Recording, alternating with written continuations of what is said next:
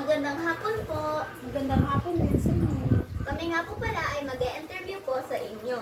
Ako nga po pala si Joey Asley Ocavero. Sila nga po pala ang aking mga kagrupo. Ako nga po pala si El Gabriel Oy Pangilinan. Ako naman po pala ay si Lily Marisa Pilas Velasco. Ako si Marisol Sudario, mga nangihingan. So, ang unang tanong ko nga po pala sa inyo ay gaano nyo na po katagal inaalagaan si Hailey at ang kanyang kapatid? Si Hailey, 5 months pa lang. Hanggang ngayon, si Amber, 4 years pa rin dito sa amin. Sino po sa kanilang dalawa ang mas masipag mag-aral o parehas lang po sila ng ugali? Same sila masipag mag-aral, pero magkaiba sila ng ugali kasi magkaiba sila ng ugali. May oras ka po ba sa sarili mo? Meron, pero mas may oras ako sa inyong dalawa.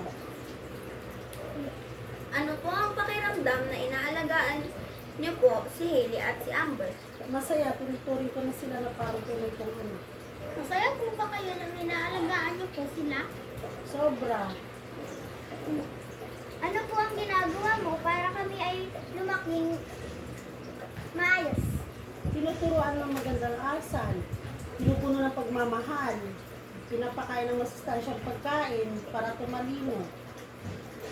Maraming salamat nga po pala sa pagsagot po ng tanong namin. Thank you rin sa inyo.